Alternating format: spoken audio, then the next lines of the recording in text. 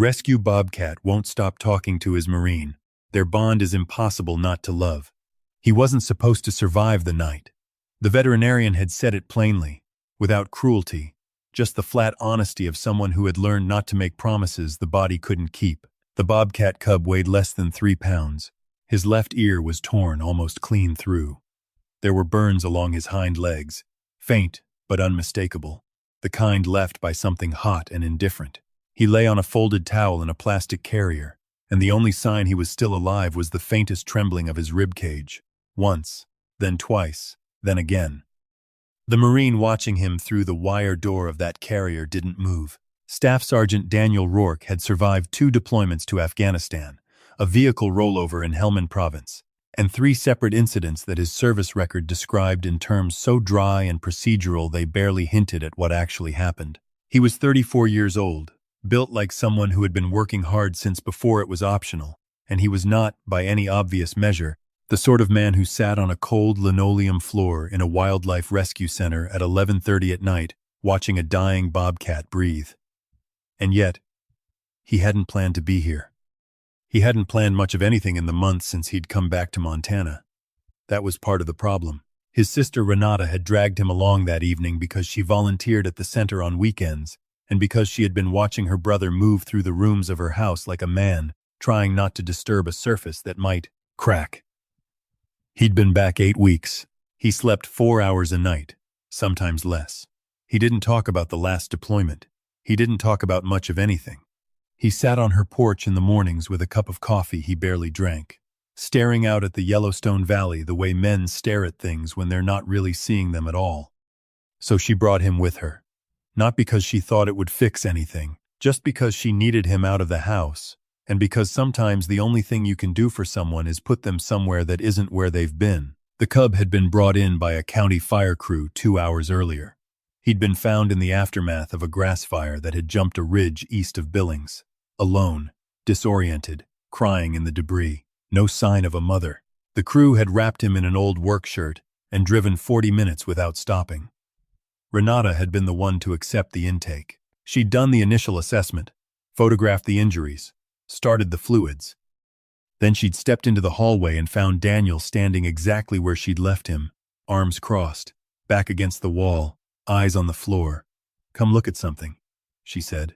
He followed her without asking why. She led him to the small recovery room at the end of the hall, where the carrier sat on a low metal table under a warming lamp. She didn't say anything when she stopped. She just stepped aside. Daniel crouched down slowly. He looked at the cub for a long time without speaking. Then he said, very quietly, "How old?" "Maybe 6 weeks," Renata said. "Maybe less." A pause. The cub's ribs moved. "Is he going to make it?" Renata was honest with him. "I don't know. The burns are concerning. His temperature was dangerously low when they brought him in. We've got fluids in. We've got him warm. The next few hours will tell us something." Daniel nodded. He didn't stand up. "I'll stay with him," he said. Renata looked at her brother's face in the soft orange light of the warming lamp. His jaw was set the same way it always was, but something behind his eyes had shifted. The blankness that had been living there for 2 months was still present, but a fraction of it had been replaced by something else. Focus. The particular kind of focus that only comes when something real is happening. "Okay," she said. She left him there, and she did not come back to check on him for a very long time. What she found, 2 hours later, was that Daniel had moved from crouching to sitting cross-legged on the floor, his back against the table leg, still watching the carrier. He'd taken off his jacket and folded it under him. The cub was still breathing. Renata set a cup of coffee on the table and walked back out without saying a word. Daniel drank the coffee without taking his eyes off the wire door.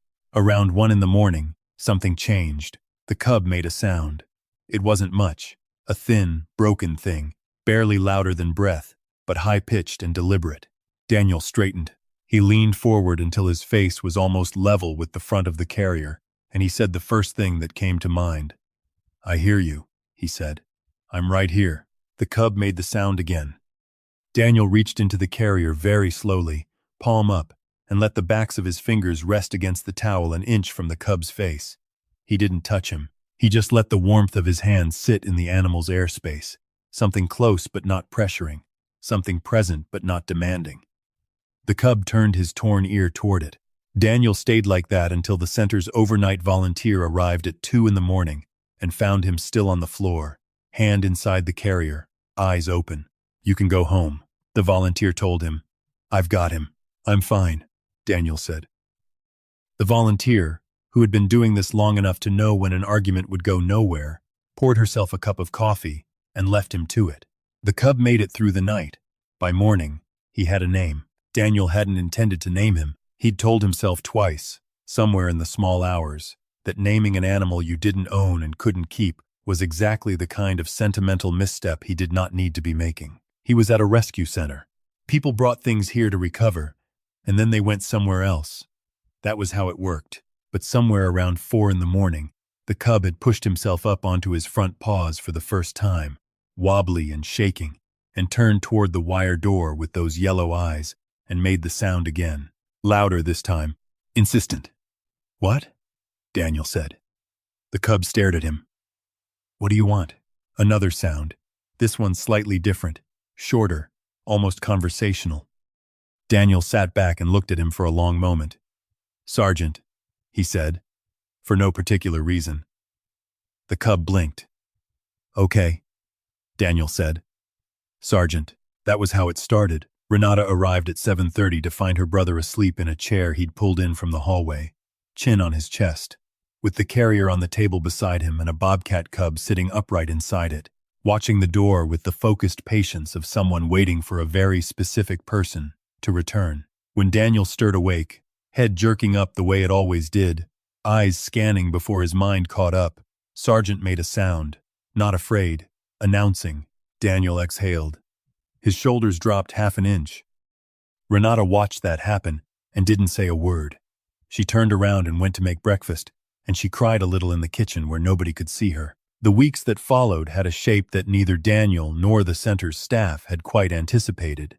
The plan, such as it was, had been for Daniel to help out during Sergeant's recovery and then step back. Bobcats were not domestic animals. They were not pets. They came through places like Whitetail Wildlife Rescue. They healed. And when the time was right, they went back to where they belonged. This was the philosophy. This was the practice. Laura Kestrel, the center's director, had run this operation for 11 years, and she believed in it without reservation. She also believed in what she was seeing when she watched Sergeant's recovery charts. The cub had been given a 20% survival probability on intake. Within the first week, he'd beaten those odds by a margin that felt personal. By day 5, he was eating on his own. By day 8, he was standing on all 4 legs without trembling. By day 12, he had doubled his activity, begun exploring the edges of his recovery enclosure, and developed a vocal repertoire that the staff had started privately cataloging because none of them had heard anything quite like it. Bobcats are not quiet animals. They hiss and growl and spit, and produce a startling variety of sounds when agitated. Cubs, in particular, can be vocal in ways that are best described as extreme, but Sergeant's sounds were specific. They were directed. He was, in the words of one volunteer named Carrie who had worked at 3 different wildlife facilities, the most conversational wild animal I have ever encountered in my life. He had different sounds for different things. A high, rapid chirping that staff learned meant he was hungry and wanted someone to know it immediately. A low, rolling trill that he produced when being handled by someone he recognized. A sharp, single note that seemed to function as a greeting. And a particular sound, lower and more sustained, almost like a murmur, that he produced specifically and exclusively when Daniel Rourke walked into the room. Laura noticed this by day 9. She started documenting it because it was genuinely strange, not the attachment itself, which was not unprecedented between a rescue cub and a primary caregiver, but the specificity. Sergeant was friendly with the staff. He tolerated Renata. He would accept food and handling from Carrie and the other volunteers without major complaint. But when Daniel came through the door, something different happened. The cub would hear him before he saw him. That was the first thing. Daniel had a particular gait, a slight favoring of his left side that dated to the vehicle rollover, and the sound of his boots on the linoleum corridor was apparently distinct enough for Sergeant to identify before the door opened. The cub would stop whatever he was doing, turn toward the door, and begin. The sound started low and built, rising and falling in a way that no one on staff could describe without eventually resorting to the word talking, because it genuinely sounded like talking. Daniel, for his part, talked back. This had started without any particular intention. He'd walked in one morning, the cub had launched into it, and Daniel had said, "Good morning, Sergeant. What's happening?" in the tone of someone genuinely expecting an answer. And Sergeant had given one, another burst of sound, shorter, emphatic, and Daniel had nodded and said, "Yeah, I know, me too." Laura had been standing in the doorway when that exchange happened. She'd been holding a clipboard. She'd lowered it. By the end of the third week, their conversations had structure. Daniel would walk in. Sergeant would begin his announcement. Daniel would respond. Back and forth, 4 or 5 exchanges, while Daniel opened the enclosure door, and Sergeant climbed into his lap, or onto his shoulder, or pressed his scarred face against Daniel's palm. The content was, from a strictly human perspective, opaque, but the rhythm was undeniable. Question and answer, statement and reply. 2 creatures checking in with each other. The staff had opinions about this. They were expressed mostly in hallway conversations and in the break room. "He's not just bonded," Carrie said one afternoon. "He's like talking to that man." "Animals bond with caregivers," said Marcus, who handled the center's larger mammals and prided himself on not projecting. "It's normal behavior." "Not like this," Carrie said. Marcus thought about it. "No," he admitted. "Not like this." Renata had watched it build and had said nothing, because she understood something about her brother that she was not sure how to name. Whatever had come back with him from the last deployment, whatever it was that lived behind his eyes and stole his sleep and kept him at a careful remove from everything, it quieted when he was with the cub, not gone. She wasn't naive enough to think a bobcat cub had undone what 2 deployments and however many unspeakable hours had done, but quieter. As if Sergeant, by demanding to be heard, had given Daniel's attention somewhere specific to go. She'd watched him sit with the cub for 2 hours one evening, not doing anything, just sitting, with Sergeant draped across his chest in a way that suggested complete trust, both of their chests rising and falling in a rhythm so close to identical, it was almost unsettling. Daniel's face in those moments lost the held quality it usually carried. The vigilance went down, something underneath came up. Not happiness, exactly. More like the memory of how to be still. That was the 4th week. It was also the week that Laura called Daniel into her office and had a conversation she'd been thinking about for some time. She sat across from him at her desk, and she was direct because she was always direct. And she told him that Sergeant was doing well enough, that they would need to start thinking about the next phase of his rehabilitation. Wild bobcats went through stages: recovery, then an acclimation period in a larger enclosure, then soft release protocols, then eventual return to a suitable habitat. That was the standard. That was what the center did. She watched Daniel's face while she said this. He kept it neutral. He nodded at the right moments. His hands resting on his thighs were still. She said, "I want to be honest with you about what I've been observing." He waited. "Sergeant's attachment to you is stronger than anything I've seen from a cub at this stage. That's not a problem, but it does complicate the release pathway. A cub who becomes too deeply bonded to a specific human can struggle in the reintroduction process. It changes the calibration." Daniel said, "What are you telling me?" Laura folded her hands on her desk. "I'm telling you we need to think about this carefully. I'm also telling you that there's an alternative pathway I want to raise." She explained it. The center had, on rare occasions, placed recovered wild animals in what she called education ambassador roles. Bobcats who, for one reason or another, could not safely be returned to the wild, were sometimes placed with licensed wildlife educators who worked with schools, veterans programs, therapeutic facilities. It required significant paperwork, licensing, and a home environment assessment. It was not straightforward, but it was a pathway. "I'm not telling you this is what will happen," she said carefully. "I'm telling you it exists, and I'm telling you that given what I've seen in that recovery room, it deserves consideration." Daniel was quiet for a moment. "You're saying he might not be able to go back?" "I'm saying the bond is exceptional. I've never seen a cub redirect this completely around a single person. It may affect his wild instincts in ways we can't fully predict. I'd rather raise this with you now than have a conversation later that's harder." Daniel looked at the framed photographs on her wall. Hawks in flight, A bear emerging from water. A bobcat, young and rangy, caught mid-stride at the edge of a field. "I'll do whatever is right for him," he said. Laura looked at him steadily. "I know you will." She paused. "Can I ask you something?" He nodded. "How are you sleeping?" He looked at her. A flicker of something moved across his face, surprise or recognition, and then it settled again. "Better," he said. It was the first time in 8 weeks he had said that. The ambassador pathway, as Laura had called it, was a process that took 3 months. There were state wildlife permits to apply for. There were home environment assessments, which meant an inspector named Gerald, who wore khaki from head to toe and took notes on a tablet, came to evaluate the outbuilding on Daniel's property that he and Renata spent 6 weeks converting into a proper enclosure. There were behavioral evaluations of Sergeant, and consultations with 2 veterinary specialists, and paperwork that seemed to generate more paperwork the way fires generate heat.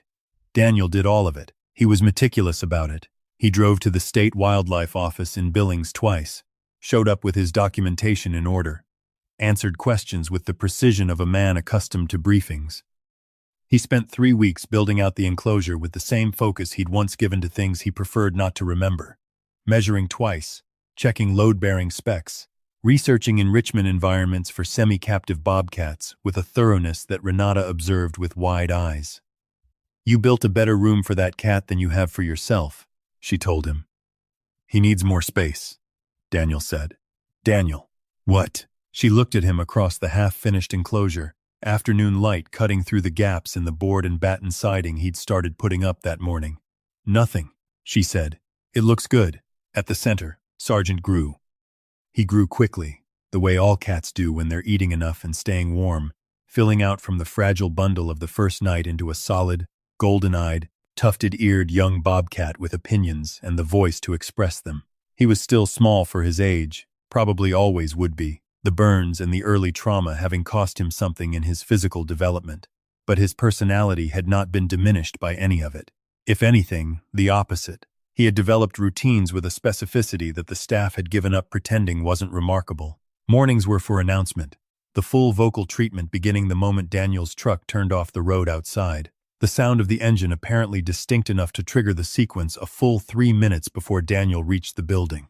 Afternoons, particularly during the quieter hours, were for what Carrie had taken to calling the debrief, in which Sergeant would sit on Daniel's knee or shoulder and produce a sustained, varied series of sounds while Daniel responded in kind. The debrief had its own rhythm. Sergeant would initiate. Daniel would respond. A pause, during which Sergeant appeared to be considering whatever Daniel had said, and then another volley. It went on sometimes for 20 minutes. Staff had tried to record it, but the audio never quite captured what it felt like in the room. The quality of genuine exchange. 2 languages, finding a grammar by feel. Laura watched it once from the doorway without Daniel seeing her. What she observed was that Daniel's face during these conversations was, in a precise clinical sense, different from his face at any other time. The controlled expression, the managed affect, the careful arrangement of features that she recognized from her first months working with veterans at a wildlife therapy program years ago, all of it softened, not disappeared. Softened. He looked, in those moments, like a man who had temporarily stopped working at something. She mentioned this, gently, at one of their check-ins. He was quiet for a second and then said, "He doesn't ask anything complicated." She thought about that later. It stayed with her. It wasn't that Sergeant was simple. Nothing about him was simple. He was demanding and precise, and had strong preferences about virtually everything. But what he asked for was not complicated to identify. He wanted to be heard. He wanted Daniel present. He wanted the particular warmth of that hand, behind his ears, and that voice answering his. The needs were clear. The communication was direct. There was no ambiguity to manage. For a man who had spent years in environments where ambiguity could kill you, and had then come home to a civilian life full of nothing, but there was something in that directness that operated like medicine. The permit came through on a Tuesday in early October. Daniel drove to the center, signed the documentation in Laura's office, shook her hand, and walked back to the recovery room where Sergeant had been moved to a transition enclosure that morning. He opened the door and sat down on the floor, which was what he always did. Sergeant came to him immediately, climbed into his lap, and began. Daniel put both hands on him, feeling the solid reality of the grown cub's weight, the warmth of his coat, the vibration of sound passing through his chest. "Okay," he said. "You're coming home." Sergeant pushed his head against Daniel's jaw. "Yeah," Daniel said. "I know." He sat there for a while before he got up. Outside, the October sky over Montana was enormous and cold and clear, the kind of sky that looked like something had polished it overnight.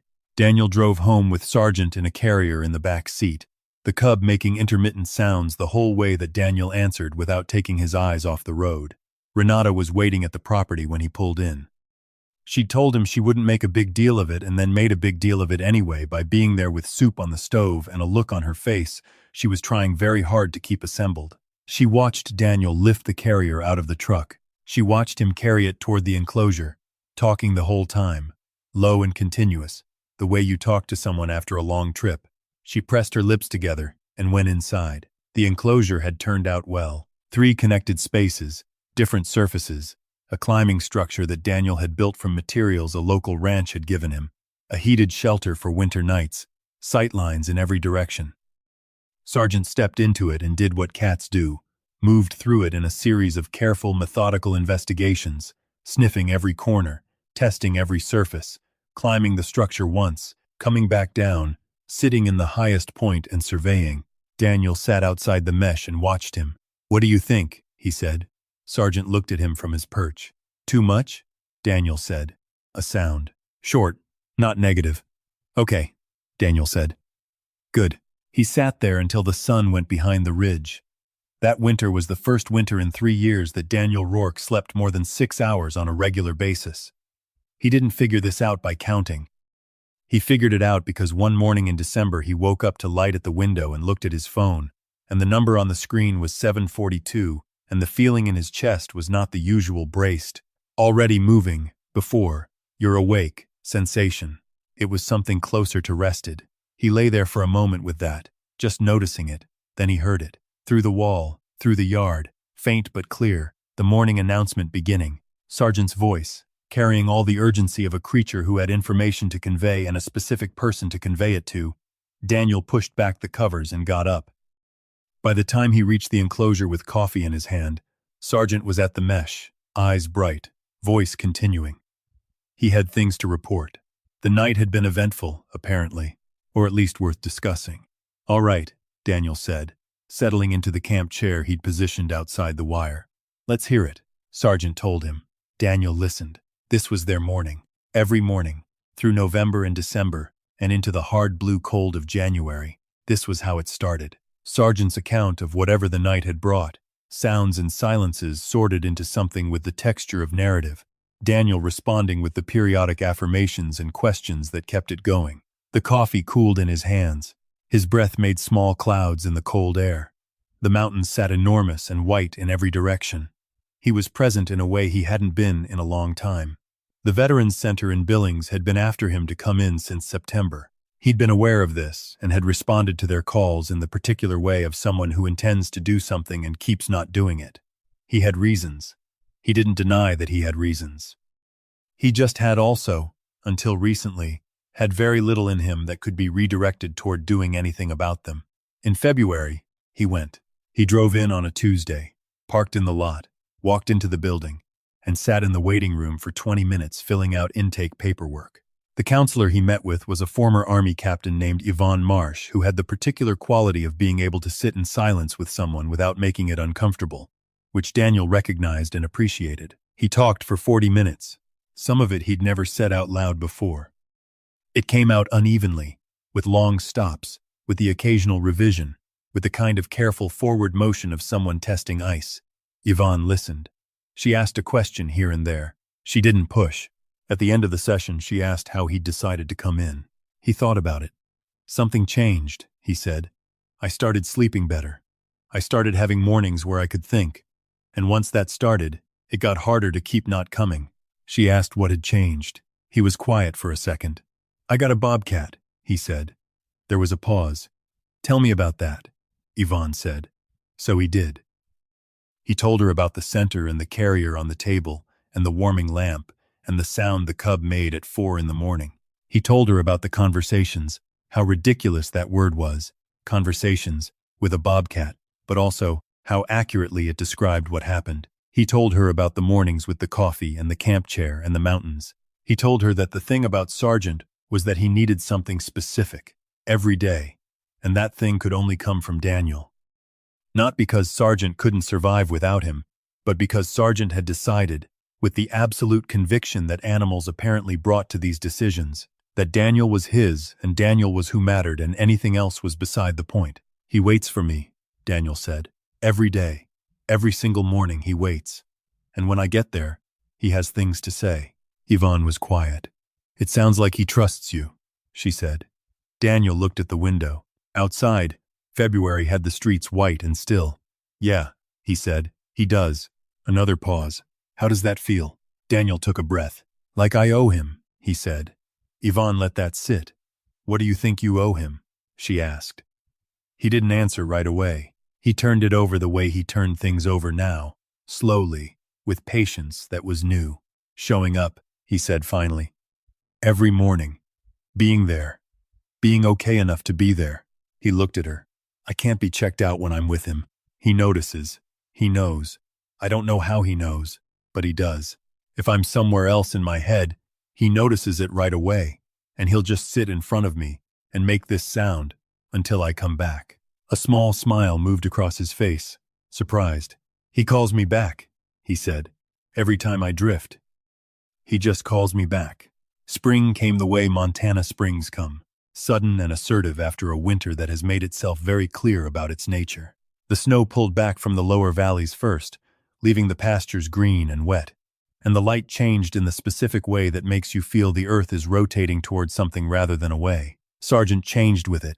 He became more active in spring, his natural rhythms responding to the longer days, spending more time at the top of his climbing structure, watching the field that ran along the eastern edge of Daniel's property with an intensity that was different from his usual surveillance, tracking, assessing. His wild instincts, which were not gone despite everything, waking up in the seasonal shift. Daniel watched this and felt something complicated. He'd talked to Laura about it in the winter. He'd talked to Yvonne about it. He understood, intellectually, the question that the spring behavior raised. Whether Sergeant, given time and the right conditions, might be a candidate for gradual rewilding. Whether the bond, however profound, should be weighed against what a bobcat fundamentally was. It was the kind of question that didn't have a clean answer, and Daniel had learned, in the last months, to sit with questions that didn't have clean answers. He sat with it in the camp chair one April evening, coffee gone cold, watching Sergeant watch the field as the last light went amber and flat across the grass. A meadowlark was singing somewhere out in the distance, and the pines on the ridge above the property moved in the slow wind, and Sergeant sat with his tufted ears turning in their individual directions like small receivers. Then Sergeant turned. He turned and looked at Daniel directly. Yellow eyes lit in the last of the light and made a sound, not the morning announcement, not the debrief, something quieter. Single and low and sustained, the sound he made when he was close and wanted to say something that apparently required proximity to say properly. Daniel set down his cup. What? He said. Another sound, the same. He stood up and went to the enclosure door. He sat down on the ground, his back against the mesh, the way he sometimes did in the evenings. He heard Sergeant move up to his side of the mesh and settle. The warmth of the animal came through the wire at his back. Neither of them said anything for a while. The meadowlark sang. The pines moved. The light dissolved by degrees. I know, Daniel said, at nothing in particular. Sergeant's breath was steady against his shoulder. I know, he said again. He sat there until it was dark, and neither of them went anywhere. Laura's assessment, when she visited the property in May, was careful and thorough. She walked the enclosure, examined Sergeant's physical condition, spent time observing his behavior. She watched the two of them together for an hour without intervening. She took notes she didn't share until they sat at Daniel's kitchen table afterward with 2 cups of coffee between them. He's healthy, she said. His physical recovery has been complete. Better than complete, honestly. Those early injuries didn't cost him as much as we feared. Sita. Daniel nodded. His behavior is... She paused, choosing words. Complex. There's clear, Wild instinct. He's tracking. He's alert to wildlife in the field. He demonstrates appropriate predatory behavior on enrichment. His instincts are intact. But, Daniel said. She held his gaze. His orientation is specific. He's organized his world around you. Not in a dependent way, not in a way that suggests he's incapable of functioning without you, but in the way that animals organize themselves around a primary anchor. You're his anchor. Everything else is assessed in relation to you. A pause. This doesn't make rewilding impossible. It makes it complicated. And the honest question I have to ask is whether complicated is the right outcome for him, versus a life that allows this bond to be what it clearly is. Daniel looked at his coffee. What is it? He asked. She took a moment. Something I've been doing this work for 11 years, and have seen very rarely, she said. Two individuals who recognized each other as necessary. Not out of desperation, not out of circumstance only, out of something that looks like choice. He didn't say anything. He chose you, she said. On that first night, with the last energy he had, he turned toward you, and every morning since, the kitchen was quiet. Outside, somewhere in the enclosure, faint but audible, a sound, single note, the particular kind. Daniel stood up without thinking about it. Laura watched him walk to the door, open it, cross the yard.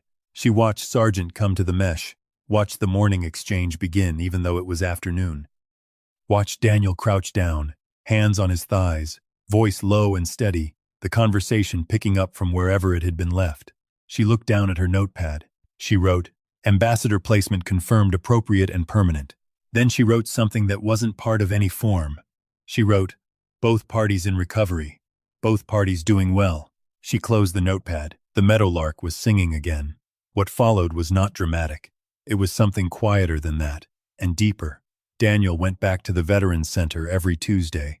He and Yvonne worked through the things that needed working through, in the methodical and sometimes painful way that such things actually work. He learned, slowly, to let memories exist, without requiring him to brace against them. He learned, slower, to sleep for 7 hours most nights, without the watchfulness that had been standing guard for years. He did not learn this easily. It was not a straight line. There were weeks that went backward, weeks that felt like they were testing whether the previous weeks had actually happened. He went anyway.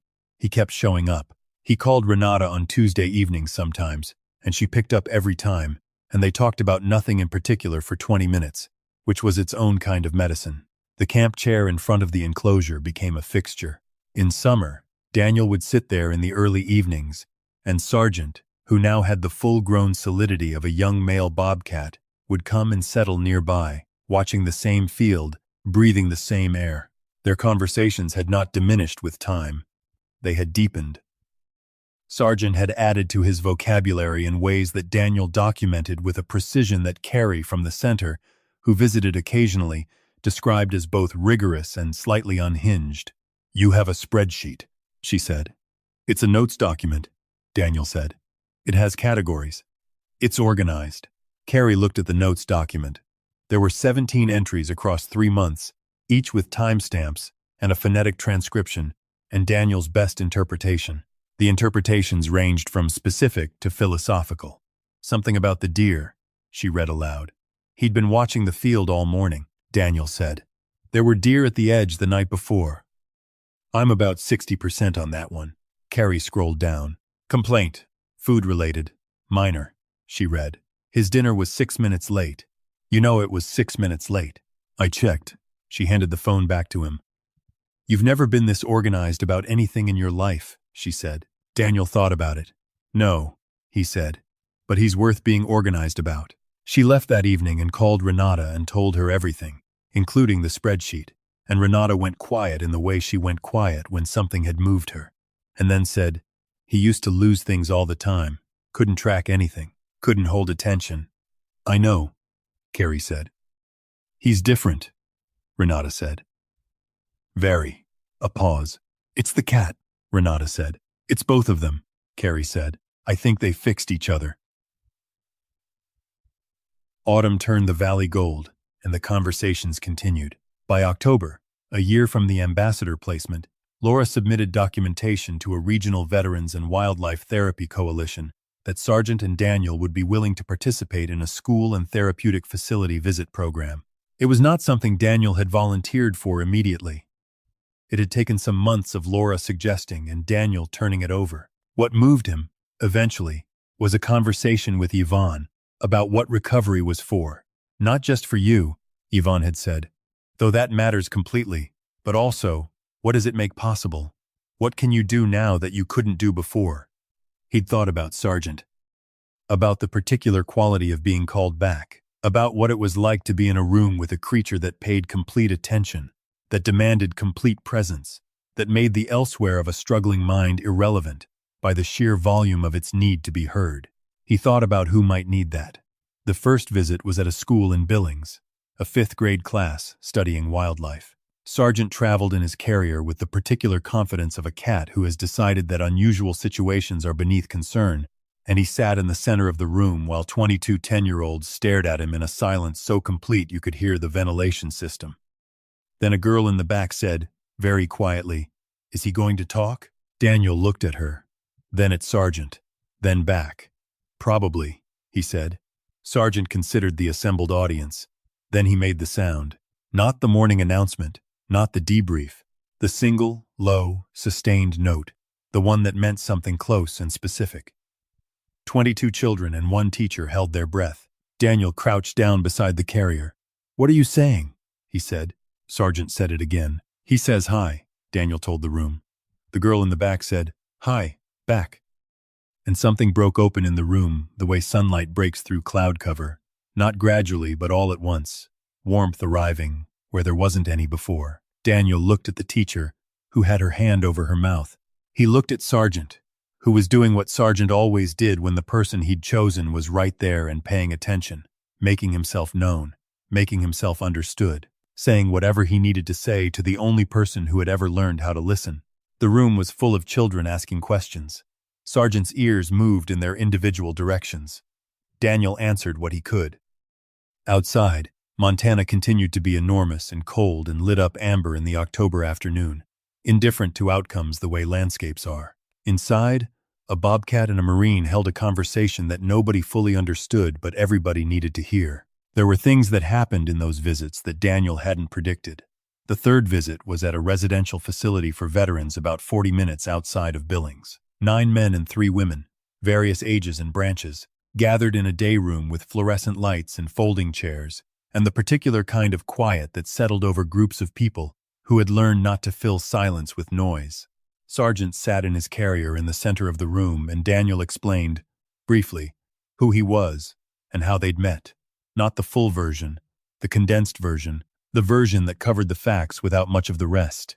Then, he opened the carrier door. Sergeant came out slowly, which he always did in new environments, cataloging the space with the systematic thoroughness of a creature who understood that information mattered. He moved along the perimeter of the room, sniffing the chair legs, checking surfaces, ears rotating. The 12 veterans in the chairs watched him without speaking. A man in the back row, older, with the bearing of someone who had carried rank and the weight that comes with it, leaned forward slightly as Sergeant passed his chair. Sergeant stopped. He looked up at the man. The man looked back down. A moment passed. Sergeant made a sound, the low, specific one. The man's face moved in a way he probably hadn't intended it to move. Something cracked open behind his eyes for just a second, visible enough that the woman sitting next to him noticed and quietly shifted her chair 2 inches closer to his. Daniel watched this from across the room and said nothing. Sergeant stayed near that chair for 4 minutes. He didn't climb up. He didn't push for anything. He just stayed close, and occasionally made the sound, and the man occasionally made something with his face that was not quite an expression, not quite a controlled response, but something in between. On the drive back, Daniel sat in the parking lot for a while before starting the engine. Sergeant made a sound from the carrier. "I know," Daniel said. "He needed it." Another sound. "Yeah," Daniel said. "So did I." He started the truck. The headlights came on in the falling dark. He drove home. That visit was the one that made him understand what they were actually doing. Not demonstrating wildlife. Not providing novelty. Something closer to what Sergeant had done for him in the first weeks. Being present without asking anything complicated. Holding still in the middle of someone's difficult moment making a sound that meant, "I am here and I notice, and you do not have to explain it." Sergeant was good at this in a way that appeared to come from understanding. Daniel had learned, through months of conversation with Yvonne and through his own careful observation, that the line between appearing to understand and actually understanding was harder to find than most people assumed. He couldn't tell you what Sergeant knew about trauma. He couldn't explain how a bobcat cub who had survived a grass fire at 6 weeks old had developed the capacity to sit near a suffering stranger and produce precisely the sound that suffering strangers needed to hear. He'd stopped needing to explain it. Some things operated below explanation. The program grew quietly, the way genuine things tend to grow, not through promotion or announcement, but through word, going from person to person in the specific networks where it mattered. A counselor at the veterans facility mentioned them to a colleague at a different program. A teacher who'd had Sergeant in her classroom recommended them to a school counselor. A woman who had been at one of the sessions told her brother, who told his therapist, who called Daniel. By the following spring, they were doing 6 visits a month. Daniel handled all the logistics himself, the scheduling, the preparation, the follow-up communications with facilities. He was methodical about it. He kept records. He maintained Sergeant's health documentation and certification paperwork and the relationship with Laura's center, which continued to provide veterinary oversight. He coordinated with Yvonne on which kinds of settings were appropriate and which required more preparation. He was, in a word Renata used to carry over the phone one evening, functional. "More than functional," Carrie said. "More than functional," Renata agreed. What she meant, and what they both understood, was that Daniel Rourke had become someone with a purpose that organized his days from the outside, which was different from purpose that came only from inside, and which made a kind of structural demand that the interior purpose hadn't. He had somewhere to be, someone who needed him to be okay, not metaphorically, not approximately. Needed him to be okay enough to drive and make decisions and hold still in difficult rooms without going somewhere else in his head, because Sergeant noticed if he went somewhere else, and Sergeant would call him back with the particular urgency of a creature who found distraction in his person to be both baffling and unacceptable. It was, Yvonne had said, an excellent accountability structure. Daniel had said it was just his cat. Yvonne had said both things could be true. The summer was warm and long, the kind of Montana summer that feels like a compensation for winter. Sergeant spent more time at the top of his climbing structure in those months, watching things that Daniel couldn't always identify, sometimes making sounds that seemed addressed not to Daniel but to the field itself, to whatever moved in the grass at the edge of vision. Daniel watched him watch the world and understood something he hadn't been sure he understood before. Sergeant was not a domestic cat. He was not a pet. He was a wild animal who had made a specific choice and continued to make it every morning. And the choice had not neutralized what he was, had not erased the instincts or the wildness or the fundamental nature. He was still all of those things. He had simply also chosen this. Both things were true simultaneously, and neither one diminished the other. It struck Daniel, sitting in the camp chair one July evening with the light going gold across the grass, that this was a fair description of himself, not a civilian, not the version of himself that had existed before the first deployment. Not that and couldn't be that. Those years had done their work on him and the work was permanent. Still, all of those things, all that history, all those marks, simply also choosing this, both things true at once. The meadowlark was singing again. The pines moved. Sergeant descended from his structure and came to the mesh. The evening debrief. Daniel set down his coffee. "All right," he said. "What happened?" Sergeant told him.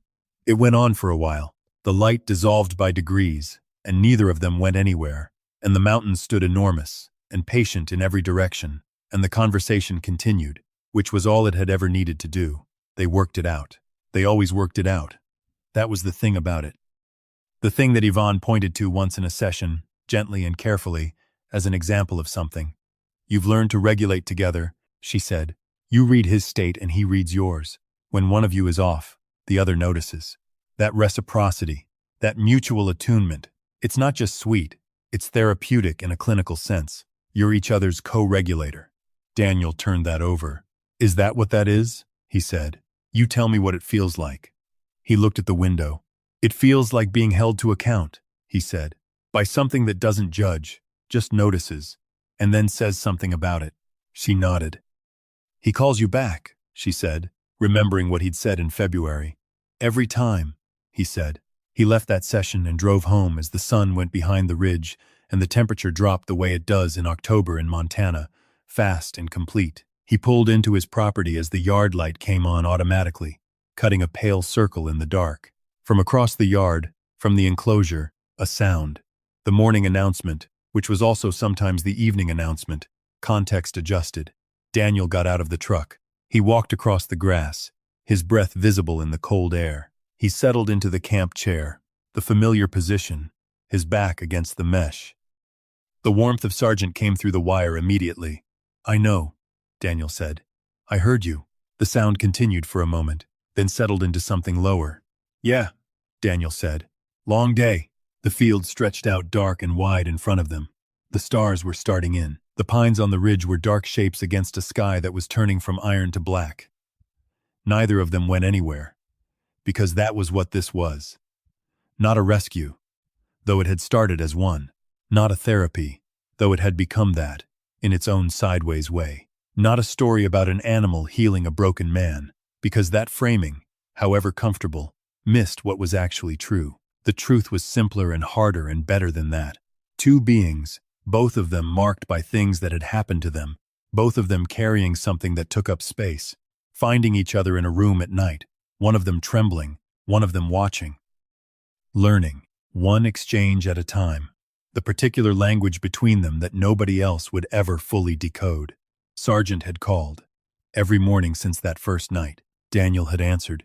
Every morning since. That was it. That was the whole of it. The field was dark, and the stars were up, and the pines moved in the wind. And in a camp chair in Montana, a man sat with his back against the wire, while a wild thing pressed its warmth against the other side.